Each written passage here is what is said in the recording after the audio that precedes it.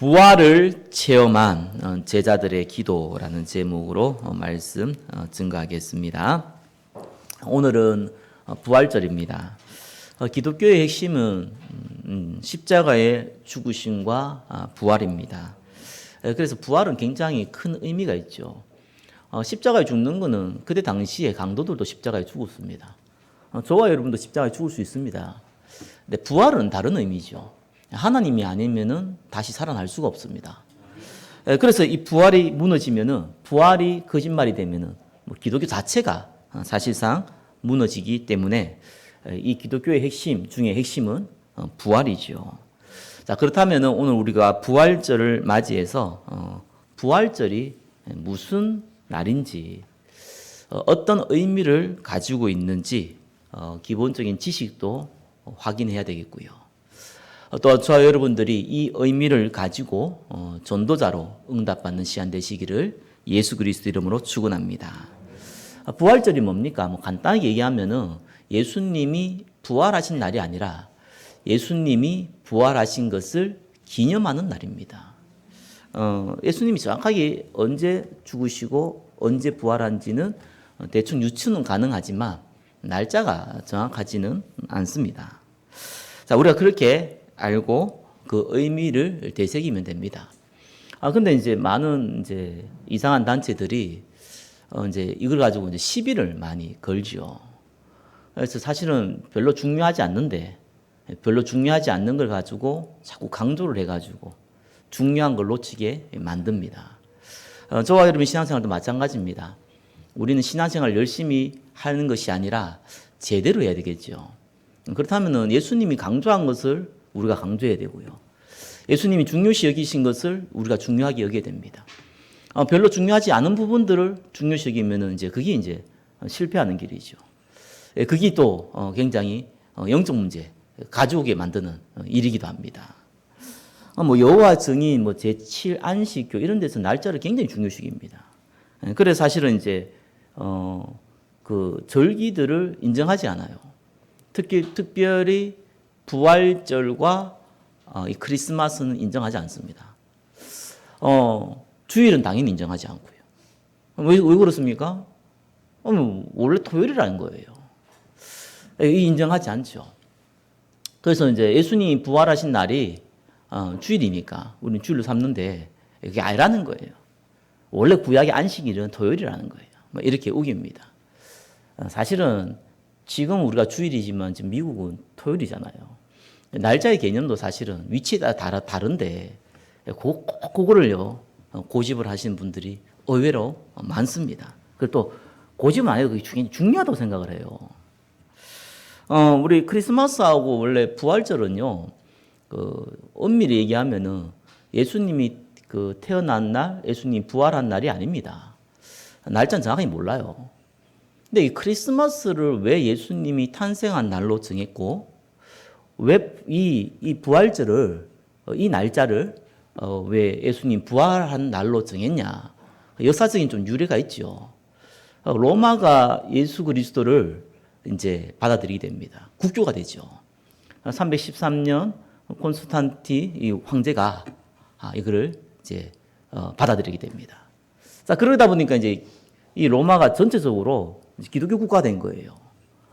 근데 저와 여러분 잘 알다시피, 하나님이 제일 싫어하고 우리가 제일 경계해야 될 부분이 뭡니까? 우상숭배거든요. 근데 로마 안에는 이 우상숭배하는 날이 굉장히 많아요. 그 중에 특별히 두 날짜가 굉장히 심한 우상숭배를 했습니다. 그게 어느냐니까 하나는 태양절을 섬기는 날이고요. 하나는 봄의 여신이라고 하죠. 이스터라고 합니다. 이스터를 섬기는 날이었습니다. 이 두 날짜를 굉장히 중요시 여겼고 굉장히 우상숭배를 많이 했던 날입니다. 그래서 태양숭배 섬기는 날이 우리가 알고 있는 12월 25일입니다. 그래서 이 날짜를 우리가 예수님 탄생한 날로 바꾸자. 그러니까 이 절기를 오랫동안 문화로서 우상숭배하는 그 날짜 자체를 바꾸기 어려우니까 의미를 바꿔버리자. 우리는 태양 안 섬긴다. 왜? 태양이 하나님 아니다. 하나님은 예수님이시다. 그래서 우리가 태양을 섬기지 않고 예수님을 섬기는 날로 바꾸겠다. 예수님을 탄생을 기념하는 날로 바꾸겠다. 이렇게 해서 크리스마스가 탄생했습니다. 부활절도 마찬가지죠. 봄의 여신이 이스터데이라고 그러잖아요.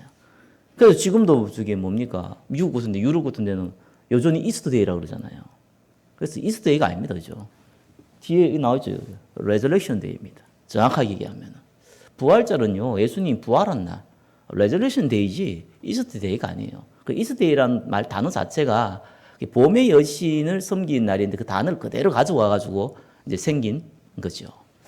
그래, 이 이스터데이를 예수님이 부활한 날로 기념하자. 왜냐하면 예수님이 날짜는 정확하게 몰라도 이때 좀 부활한 건 맞거든요.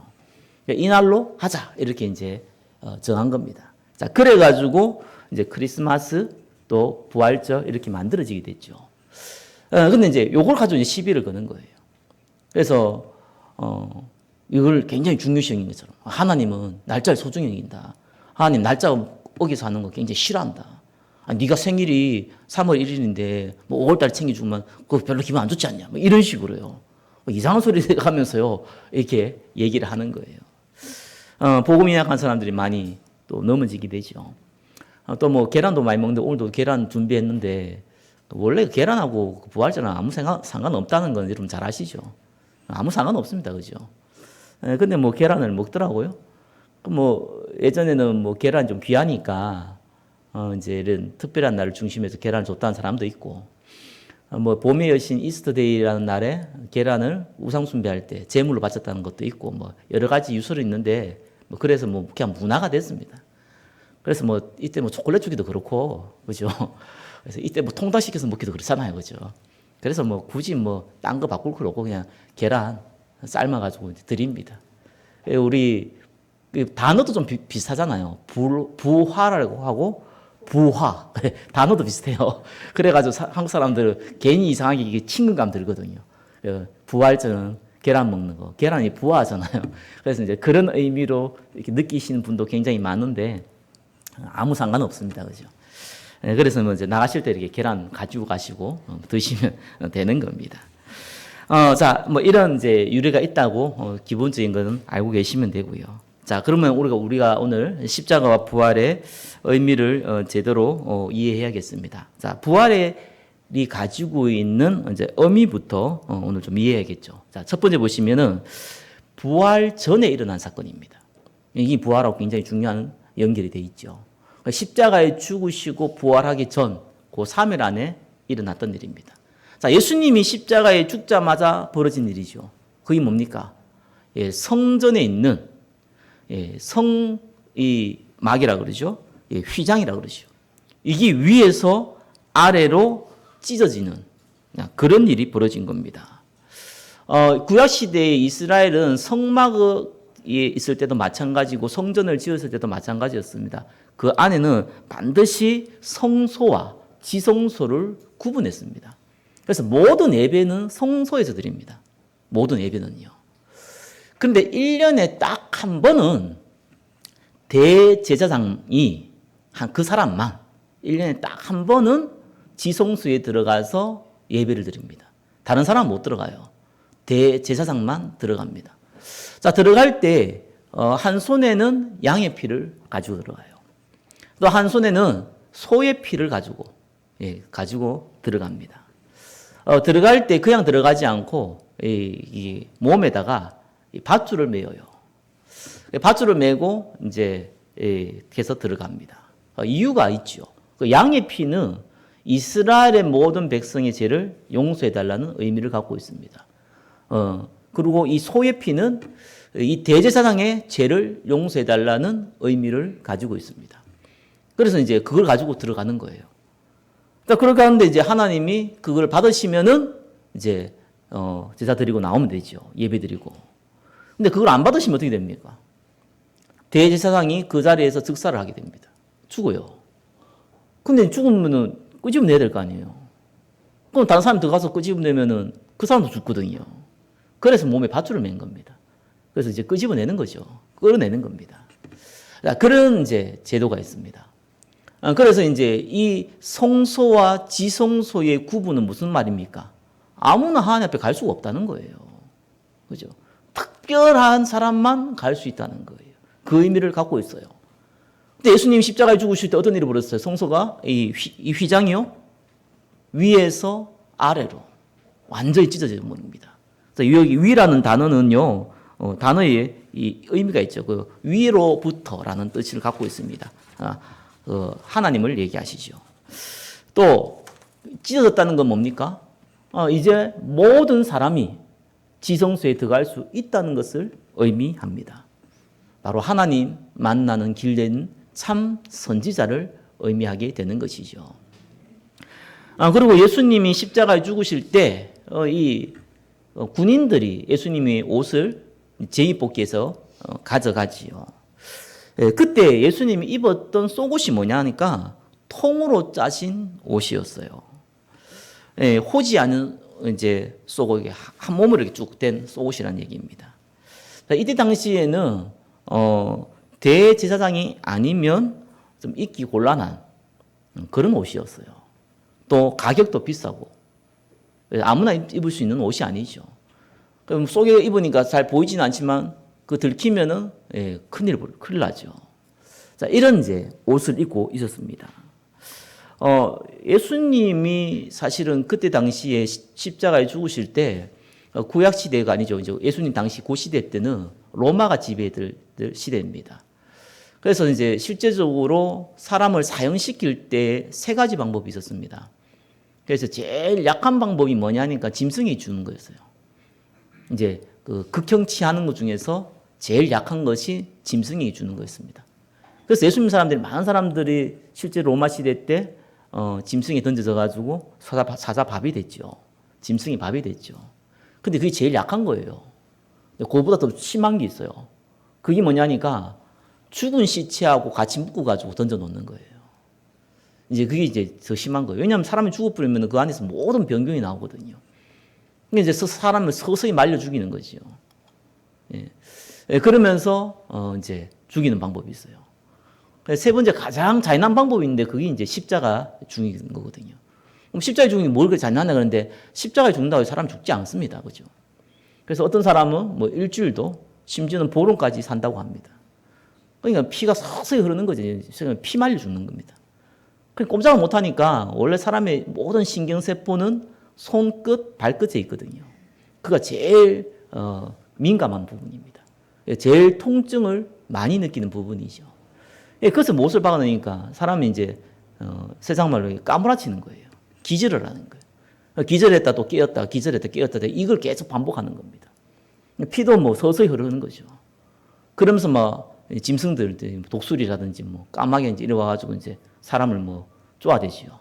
자, 이렇게 해가지고 사람을 죽이는 방법이에요. 예수님이 십자가에 죽었다는 것은 굉장히 큰 의미를 있죠.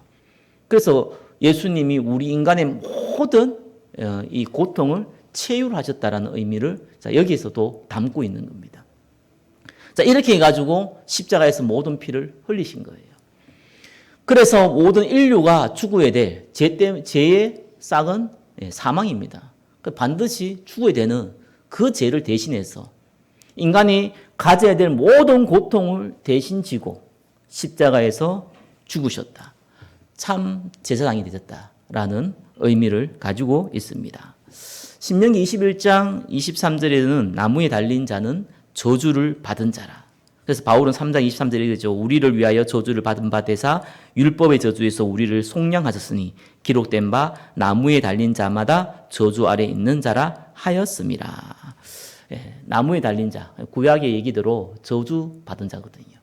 인간의 모든 죄로 말미암은 저주, 그것까지 다 감당하셨다라는 의미를 갖고 있습니다. 또 세 번째 보니까요, 모략과 침향. 이때 당시에는 왕에게 사용했던 모략과 침향이죠. 이런 거는 아무나 쓸 수가 없죠.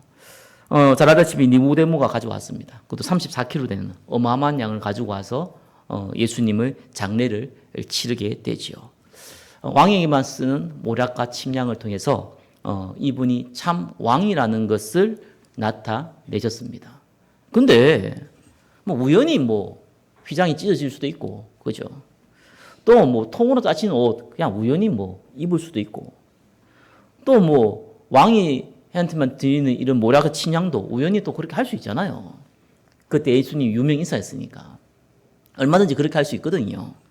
자, 그런데 예수님이 부활했다고 하면은 완전 얘기가 달라지는 겁니다. 그래서 성경대로 죽으시고 성경대로 살아나셨느니라. 그래서 500명의 사람들에게 보이시고 제자들에게 40일 동안 하나님 나라 얘기하시고 승천하셨다. 역사적인 증거입니다. 그래서 우리 사도신경은 굉장히 중요해요. 난 사도신경 욕하는 사람들 보면 정말 이해가 안 갑니다. 왜? 그분들의 얘기가 틀렸다는 게 아니라 필요 없는 걸 강조를 자꾸 해요. 진짜 중요한 의미는 강조를 안 해요. 그러니까 여러분 정말 응답받으려면요, 중요한 걸 잘 잡아야 돼요. 중요하지 않는 건 대충 넘어가면 돼요. 그죠? 괜히 중요하지 않은 거 자꾸 신경 쓰고 이런 거 보면 이게 좀 문제 있는 사람이잖아요. 중요한 걸 잘 봐야 됩니다. 사도신경에 중요한 부분이 있죠. 그게 뭡니까? 동정녀 마리아에게 나시고, 그죠? 본디오 빌라도에게 재판으로 십자가에 죽으시고, 사흘 만에 부활하시고, 중요한 거 다 있는 거예요. 역사적인 사실이라는 겁니다. 십자가에 죽으시고 부활한 건 역사적인 사실이에요. 자, 이 역사적인 사실을 말미암아 그분이 하나님 만나는 길 되시고 우리의 모든 죄를 해결하시고 죽음을 이기신 만왕의 왕이시라는 겁니다. 그래서 지옥 권세를 꺾으셨어요. 하나님 못 만나면 반드시 지옥 갑니다. 지옥은 딴 곳이 아니거든요. 하나님의 은혜가 없는 곳이 지옥이에요. 그죠? 그래서 사람이 죽어서 지옥 간다는 말도 맞는데 엄밀히 얘기하면은 지옥 같은 인생 살다가 진짜 지옥 가는 거예요. 사람이 고생하다가 천국 간다는 얘기는 틀린 얘기예요. 그죠? 유신적으로는 그럴 수 있어요. 정확하게 얘기하면은 천국의 축복을 누리다가 천국 가는 거예요. 왜요? 지옥이라는 단어 자체가요, 하나님의 은혜가 없는 곳이에요. 원래 사단 귀신을 가두기 위해 만든 곳이거든요. 하나님의 은혜가 전혀 없어요. 그곳이 지옥입니다. 거기에 왕이 누굽니까? 마귀 사단이잖아요. 그죠? 그러니까 어마어마한 고통이 따라오는 거예요. 그게 실제로 지옥입니다. 그렇기 때문에 하나님 만나는 길을 열었다는 것은 무슨 말입니까? 지옥이 가지고 있는 권세. 너희 아비 마귀라 그랬고 세상 임금이라 했던 이 사단이 모든 불신자 잡고 있는 이 권세. 이 지옥 권세. 그거를 완전히 깨워버렸다는 겁니다. 완전히 꺾어버렸다는 거예요. 그리고 또한 뭡니까? 죄 문제 해결했다는 건 뭐예요? 죄는 반드시 재앙을 따라오게 만듭니다. 그래 코로나 재앙은요, 죄로 말미암아 그런 거예요. 또 죄하니까 또 사람들 생각하는 게 끝에 또 수준난 생각하자. 윤리 도덕적인 죄, 그죠? 물론 그것도 죄입니다, 그죠? 진짜 죄는 뭡니까? 하나님이 왜 노아 보고 의인이라고 그랬습니까? 왜 우리 보고 의인이라고 그랬습니까? 언약을 알고 있는 자. 그럼 뭐가 죄악입니까? 진짜 그 반대잖아요. 언약 모르는 자. 진짜 죄악이 뭡니까? 언약이 희미한 자. 진짜 죄악이 뭡니까? 언약을 알고도 사실상 안 믿는 자. 그 죄악이에요. 지금 유럽은 교회당 모습만 있고 복음 없어져 버렸어요. 아예 교회가 없어져 버렸어요. 미국은 신비주의 판쳐가지고 사실상 언약 다 놓쳐버렸어요. 한국은 율법주의가 판쳐가지고 신비주의가 판쳐가지고 사실상 언약 다 놓쳐버렸어요. 그래서 올 수밖에 없습니다. 그죠? 근데 언제든 성경은 이렇게 이야기하죠. 재앙은 오지마. 노아는 은혜를 입었더라. 저와 여러분들이요, 시대적인 재앙 가운데 불안해할 이유는 전혀 없습니다. 우리가 주권 안 믿으면 안 돼요. 우리 생사복을 주님 주관하고 있다는 걸 안 믿어버리면 그럼 사실은 신앙이 근본이 흔들려버려요. 그래서 죽음의 걱정은 하지 마세요. 하나님 가장 필요할 때 여러분 데려가십니다. 안 가려고는 막 쓸 필요도 안 돼요. 갈 때 가야 돼요. 그래야 그게 은혜입니다. 하나님은 막 데려가진 게 뭡니까? 함부로 데려가지도 않아요. 그렇죠? 반드시 사명이 끝났을 때 데려갑니다. 그때 가야 되는 거예요. 다만 우리는 조심은 해야 되죠. 그죠? 왜냐하면 다른 사람 피해 줄 수 있으니까. 또 필요 없는 고생할 필요는 없잖아요. 그런 의미에서는 조심하는 것이죠. 죽음 자체를 겁낼 필요는 없습니다. 하나님께서는요, 우리에게 모든 생사복뿐만 아니라 심지어 머리카락 하나까지도 다 세신 바 되었습니다. 그래서 이 재는요, 재앙을 몰고 오는데 이걸 꺾어버려요. 여러분이 기도하면은 사실상 재앙이 끊어집니다. 이게 진짜 은혜입니다. 우리가 재앙을 어떻게 꺾습니까? 그렇게 얘기하죠. 아닙니다. 성경에 그렇게 나와 있지 않아요. 저와 여러분은 재앙 막는 자예요. 그리고 필요해서 하나님이 재앙 줬잖아요. 재앙 막는다는 개념이 다른 거 아닙니다. 지금 재앙이 있으니까 예수 이름으로 재앙아 물러가라 이러면 재앙이 쑥 물러가고 이런 의미로 생각하면 곤란합니다. 그런 의미가 아니에요. 이건 하나님 내리신 재앙이기 때문에 있어야 되는 거예요. 재앙을 막나는 뭡니까? 재앙이 거치고 났을 때가 중요한 거예요. 그때 저와 여러분들은요, 두 번 다시 이런 재앙이 일어나지 않는 전도자의 인생이 되라는 겁니다. 그 시간표를 하나님이 지금 우리에게 주신 겁니다. 그래서 재앙 막는 전도자라는 겁니다. 자, 그리고요, 예수님이 부활하심으로 말미암아 죽음을 이기셨습니다. 죽음에 매일 수 있는 부분이 아니잖아요. 그래서 우리 보고요, 부활의 첫 열매라고 했어요. 그래서 우리는요, 사단의 권세를 꺾으신 축복을 우리에게 허락하신 겁니다.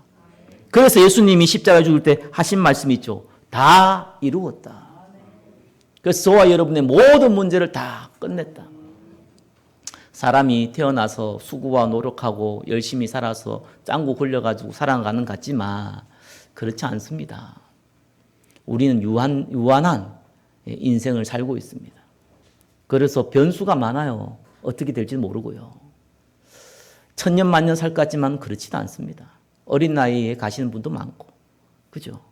실컷 많은 거 성취해 놓고도 바로 가시는 분도 많습니다. 그래서 우리 인생은 어떻게 될지 몰라요. 그런데 그 근본 원인이 우리가 뭐 실수를 하고, 우리가 뭐 노력이 좀 부족했고, 우리가 좀 게을렀고, 그런 수술을 보면 안 되잖아요. 이게 영적인 거거든요. 그죠? 인간의 오고는 생사화복은요, 사실 영적인 겁니다. 어떤 사람은 좀 많이 못 배웠는데, 어떤 사람은 조금 인격도 좀 못났는데, 어떤 사람은 좀 사람이 모질해 보이는데, 성공한 사람이 있고요. 어떤 사람은 좀 굉장히 똑똑한데, 굉장히 많이 배웠는데, 굉장히 능력도 많은데, 이상하게 실패한 사람이 많거든요. 단순한 육시적인 게 아닙니다. 영적인 겁니다. 그래서 안 될 사람 계속 안 돼요. 희한합니다. 이게. 이유가 뭡니까? 이 영적인 거라서 그렇다니까요. 눈에 보이는 거 보이는 게 아니에요. 눈에 안 보이는 거 봐야 돼요. 구원받은 사람은요, 영적으로 모든 것이 다 끝나버렸어요. 하나님이 딱 성령으로 인치할 때요, 도장을 딱 찍어버렸다니까요. 너는 내 것이다. 도장을 딱 찍어버렸어요. 그래서 우리의 인생은요, 하나님 앞에 완전히 붙잡힌 인생이 돼버린 거예요. 굳이 거기에 발버둥 가서 벗어나려고 할 필요 없습니다. 가장 축복된 인생이 됐어요. 그렇기 때문에 염려하지 말라는 거예요. 우리 세상 많은 사람은 염려하지 말라, 기뻐하라, 뭐 이런 거 아닙니다. 그죠? 뭐 아리가또, 뭐 땡큐, 이런 얘기를 하는 게 아니에요. 항상 감사하며 살아라. 하루에 뭐 10번씩만 웃으면 뭐 암이 없어진다. 이런 수준 낮은 얘기가 아니잖아요. 그거는 사실 말 그대로요. 그 맹신이잖아요. 우리에게는 하나님이 약속을 주신 거예요. 성령으로 인치하겠다고요. 영원히 함께 하겠다고요. 그 어떤 것도 저와 여러분을 무너뜨릴 수 없다고요. 오히려 뱀과 정갈을 밟으며 원수의 능력을 제할 권능 줬다고요. 그렇기 때문에 걱정하지 말라는 거예요. 이유가 있기 때문에 걱정하지 말라는 거예요. 이유가 없이 하는 거 아닙니다. 그죠? 우리는 이유가 있는 거예요. 그래서 우리는 의외로 뭐 경제라든지 질병이라든지, 그죠? 또 뭐 인간관계라든지, 남에게 말 못할 영적 문제라든지 굉장히 고민이 많거든요. 물론 고민이 되겠죠. 아니 돈이 없는데 아유 뭐 돈 없어서 행복하다 이런 사람은 없겠죠. 아니 몸이 아파서 막 질병이 있는데 막 아유 뭐 아파 죽으면 되지 뭐 말은 그렇게 할 수 있어도 그렇게 생각하는 사람은 없거든요. 인간관계 너무 어려운데 뭐 거기에다 뭐 실실 웃고 다니면 그게 약간 정신 맛이 간 사람이지 그런 사람 없단 말이에요. 실제적으로는 어려울 수 있어요. 왜? 내한테 닥친 문제니까. 아니 남에게 말 못한 영적 문제 있는데 이래도 안 되고 저래도 안 되는데 그게 고민이 되죠. 그게 왜 고민이 안 되겠습니까? 그래서 예수님이 염려하지 말라 그러잖아요. 아니 염려 안 할 거를 왜 염려하지 말라 그러는 거예요? 염려할 게 되니까 염려하지 말라는 거예요. 그럼 염려 안 한다고 해서 염려 안 됩니까? 아닙니다. 그래서 하나님이 우리에게 다른 걸 준 겁니다. 영적으로 어려움 당하시고 문제 있는 분들은요, 해결하려고 하면 해결 안 됩니다. 예, 혹 해결할 수 있으면요, 다른 문제 옵니다. 예, 그래서 방법을 다르게 하세요. 불신자들은 그 방법밖에 없어요. 그죠? 뭐 찾아가고 열심히 하고 노력하고 뭐 그죠? 수단 방법 쓰고 그거 외에는 방법이 없다니까요. 그래봤자 마귀 손에서 놀지만 아무튼 그거 외에는 방법이 없기 때문에 그거 써야 되는데 저와 여러분들은 하나님이 하나님 만나는 길, 재앙에서 막는 길, 흑암능세 막 꺾는 그 길을 우리에게 주셨잖아요. 그래서 어떻게 하는 겁니까? 그리스도 붙잡으라는 거예요. 그걸 줬는데 왜 그걸 안 붙잡습니까? 문제를 가지고 문제를 무시한 거는 무식한 겁니다. 그죠? 우리는 문제를 알고 있어요. 개인이 갖고 있는 문제 본인이 알고 있습니다. 인지하는 건 중요한 거예요. 그러나 해답은 거기에 있지 않습니다. 해결하려고 하는 게 아니에요. 그걸 그리스도께 맡기라는 거예요. 그리스도께 맡긴다는 것은 에라 모르겠다 하나님 알아서 해주세요. 이것도 그리스도 맡기는 거지만 다르게 얘기하면 하나님이 하라는 거예요. 그래서 예수님이 부활하시고 나서요. 두 번째요. 기도 제목을 주신 겁니다. 사실 제자들은 어떻게 하든지 예수님이 왕이 되면 한 자리에 먹는 것에 관심이 너무 많았습니다. 그래서 예수님이 그리스도여 주는 그리스도시여 살아계신 하나님의 아들이라 고백을 하고 나서도 예수님이 기뻐가지고요. 가장 큰 축복을 주고 나서 뭐라고 그랬습니까? 십자가 부활 얘기했다니까요. 그때 베드로가요. 그 일은 예수님께 일어나면 안 된다고 그랬어요. 예수님이 얼마나 화가 났든지 사단아 뒤로 물러가라고 그랬습니다. 너는 하나님 일을 생각지 않고 사람의 일을 생각한 자다. 이래 얘기했어요. 사단아 이렇게 얘기하니까 우리 한국 그 어감으로는요. 그냥 예수님 혼냈다 이렇게 생각하지만 그 이스라엘 어감으로는요. 사단아는요. 여러분 강아지 그 송아지보다 심한 욕이라니까요. 여기. 이 뱀 같은 이거는요. 최고의 욕이에요. 그때 당시에요. 혀가 만발이 나오든지 그런 욕보다 더 심한 욕이라니까요. 그 욕을 했다니까요. 그래도 사실 모르죠. 예수님이 마지막 유월절 때요. 성만찬 하잖아요. 그때 예수님이 자세하게 얘기하죠. 그래도 제자들은요. 아무 말을 할 수가 없는 거예요. 예수님 건의 앞에서. 왜요? 그 말을 하고 싶어요. 그런 일 벌어지면 안 돼요. 예수님. 말이 안 되잖아요. 지금까지 우리가 예수님 얼마나 따라다녔는데 모든 거 버리고 따라다녔는데 이럴 수 있습니까? 라고 얘기를 하고 싶은데 그 말을 할 수가 없잖아요. 분위기상. 그래서 모두가요. 아멘 하지 않고 침묵했어요. 그러니까 예수님이요. 말씀한 대로 잡혀가잖아요. 다 도망가 버리는 거예요. 그 동기잖아요. 우리 속에 있는 게 있거든요. 진짜 목적이 있거든요. 그래서 조금 어려움이 있거나 문제 있을 때는요. 거의 90%는 하나님이 그 동기를 작업하는 시간표라고 믿으시면 맞습니다. 어쩔 수 없는 동기 있습니다. 어쨌든 본인도 잘 몰라요. 그런 동기가 있거든요. 내가 예수님을 위해서 베드로가 그러잖아. 내가 예수님이 죽을 때 따라 죽겠다 막 얘기하잖아요. 그건 거짓말 아니거든. 진짜거든요. 근데 예수님 십자가 죽을 때 다 도망가고 나중에 예수님 세 번 부인하잖아요. 그것도 진짜거든요. 본인도 본인을 모르는 겁니다. 실제 동기를 몰라요. 그래서 하나님이 필요에 따라서 문제를 주는 거예요. 왜? 그걸 너무 소중히 여기니까. 그 소중한 거 아니다라는 거 알려주시는 거예요. 예수님께서 그 방법을 쓰시거든요. 그래서 저와 여러분이 진짜 붙잡아야 될 게 뭡니까? 예수님 부활하시고 나서요.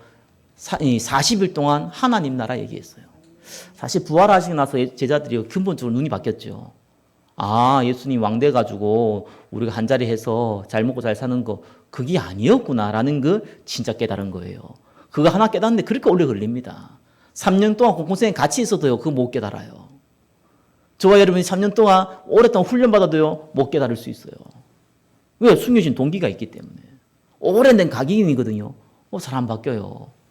심각한 일이 한번 벌어지고 나서요. 예수님 체험하니까 그때 바뀌는 거예요. 아, 예수님 오신 것이 우리의 영혼을 구원하러 오신 메시아였구나. 우리 이스라엘이 부흥해가지고 우리 이스라엘의 전나라를 정복하는 그런 메시아가 아니었구나. 그거 하나 깨달은 거예요.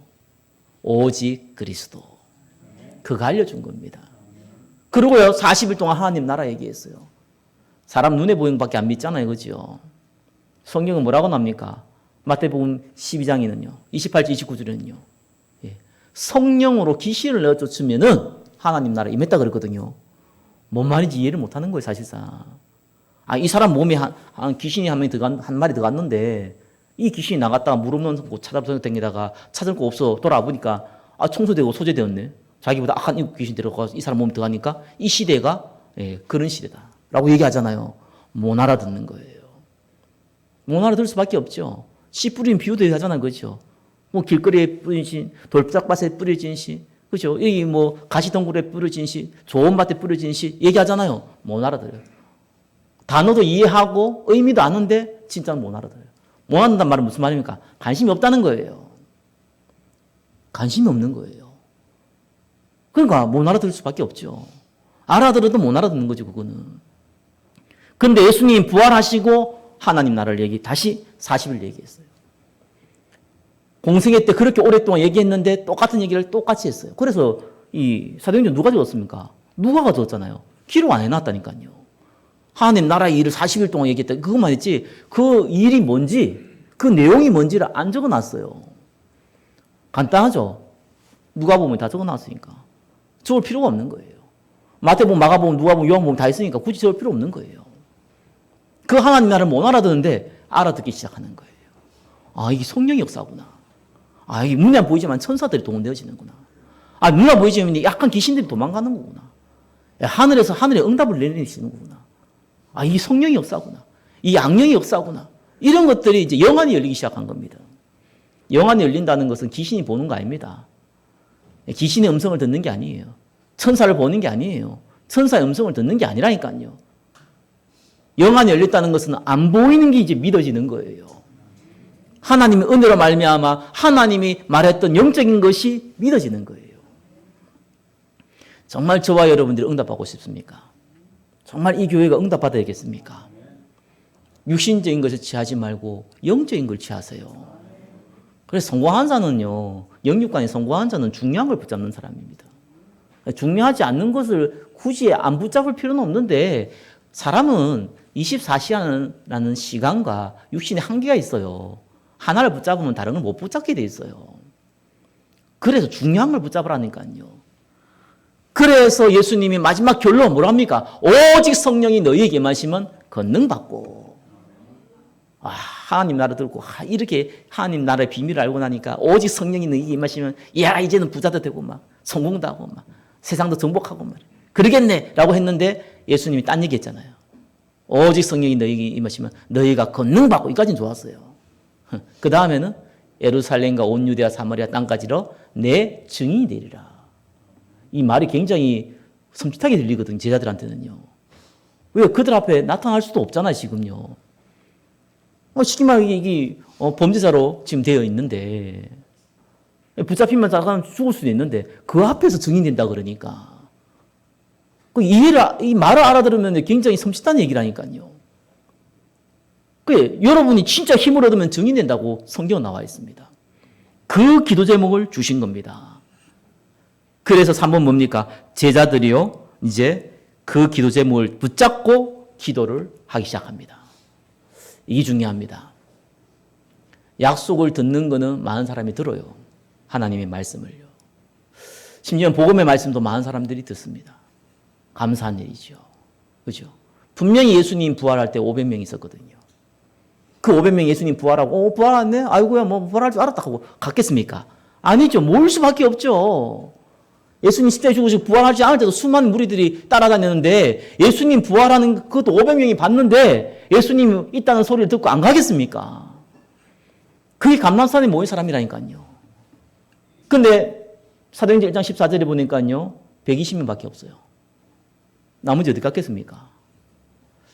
말씀은 말씀이고 하나님 약속은 약속이고 현실은 현실이다. 잡히면 죽는다 지금. 예수님 땅까지 증인되라 그랬지 않냐? 그럼 우리가 딴 데 가서 기도해야 되지 않냐? 얼마든지 핑계대고 딴 데 갈 수 있잖아요. 그래 갔어요, 그렇게 실제적으로. 근데 사도행전 1장 4절에 예수님은 한마디 더 했거든요, 그 전에. 예루살렘을 떠나지 말고 내가 약속한 것 임할 때까지 기다리라. 세례요한은 물로 세례 줬지만 조금만 있으면 너희는 성령으로 충만 받는다. 그 얘기 하신 거예요. 이게 말이 그렇지요. 이 말은요, 가장 부담스러운 곳에서 응답받아야 되는 거예요. 예루살렘이란 곳이. 형상이 뭡니까? 실제로 범죄자처럼 됐기 때문에 여기에서 붙잡히면 곤란한 거예요. 차라리 딴 데 가서 하면은 조금 약한데 여기는 더 곤란한 거예요. 근데 예루살렘 떠나지 말라 그랬거든요. 저와 여러분 그 의미를 잘 알아야 됩니다. 진짜 응답은 어디서 받습니까? 내가 있는 곳에서 받는 겁니다. 내가 있는 교회, 내가 있는 가정, 내가 있는 사업장, 내가 있는 현장에서 응답받는 거예요. 거기에 성령이 역사하려는 거예요. 어디 해외 선교 가가지고 응답받는 게 아니라니까요. 어디 길거리 가가지고 응답받는 게 아니라니까요. 내가 있는 곳에서 응답받아야 돼요. 그래서 그걸 믿고 마가다락방에 모인 겁니다. 그래서 사도행전 1장 14절에는요, 집중하기 시작한 거예요. 그걸 하나님 말씀으로 정말로 붙잡으시기를 예수 그리스도로 축원합니다. 하나님 말씀이 맞다면요, 저와 여러분이 언약 붙잡고 집중 기도하면은 반드시 성령의 역사를 합니다. 그건 성령의 약속입니다. 저의 약속도 아닙니다. 그죠? 우리의 약속도 아니에요. 그 누구의 약속도 아니에요. 하나님이 직접 인간의 몸을 입고 오셔가지고 부활하신 이후에 우리에게 주신 말씀입니다. 이 약속은 다른 거는 성취가 더딜 줄 몰라도 이 약속은 반드시 속히 빠르게 성취되게 되어 있습니다. 저는 옛날에 왜 기도 응답이 없냐 이런 고민 많았거든요. 내가 이렇게 기도해가서 응답받으면 다른 사람 증인도 되고 뭐 자랑도 좀 되고 그죠. 근데 가만히 기도 제목이 전부 다 이제 육신적인 거잖아요. 또 이제 약간 양심이 걸리더라고요. 양심이 걸려가지고 또 이런 기도 얘기하면은 조금 그렇지 않냐. 먼저 그 나라 그 의를 구하라 했는데 이런 좀 이상한 두 가지 생각이 항상 머리에 떠올라요. 그걸 기도 안 했거든요, 사실상. 기도하면 그게 육신적인 기도. 육신적인 기도 하지 말라는 거는 어디 또 들어가지고요. 육신적인 기도도 안 하고 영적인 기도는 몰라서 안 하고 이상하게 되더라고요. 그래서 야고보서 4장 2절 3절에 잘 얘기했죠. 너희가 받지 못하면 구하지 아니하며 구하여도 받지 못하면 정욕으로 쓰려고 잘못 구함이라. 그 얘기 나오잖아요. 정확합니다. 하나님이 우리에게 주신 기도 제목을 잡으라는 거예요. 그걸 보고 언약 기도라고 합니다. 이 기도를 가지고 기도하라는 거예요. 이 기도가 어떤 기도입니까? 다른 기도 아닙니다. 그죠? 우리가 지금 오늘 예배드리기 전에 합심 기도했잖아요. 그 기도 제목이에요. 그래서 한마디로 얘기하면은 힘 얻어서, 어떤 힘요? 하나님이 주신 힘을 얻어서 증인 되는 거예요. 그게 기도 제목이에요. 그게 처음이자 마지막이자 끝이 다예요. 사실 주기도문은 기도 제목이 아니잖아요. 기도의 의미를 알려준 거잖아요. 그래서 하나님이 직접 우리에게 주신 기도 제목은 하나밖에 없습니다. 딱 한 가지밖에 없습니다. 어린아이도, 어른도, 가난한 사람도, 부자도, 똑똑한 사람도, 무식한 사람도 모두가 이해하기 쉽게끔 딱 하나만 줬습니다. 성령 충만 받아서 증인되라. 그 외에는 기도가 없어요. 그러면 내가 어떻게 기도해야 됩니까? 하나님 성령 충만 주세요. 하나님 증인되게 해주세요. 10초 만에 끝나는데 2번 하면 15초, 3번 하면 20초 이러면 곤란하잖아요. 그래서 여기에서부터 기도가 시작되는 거예요.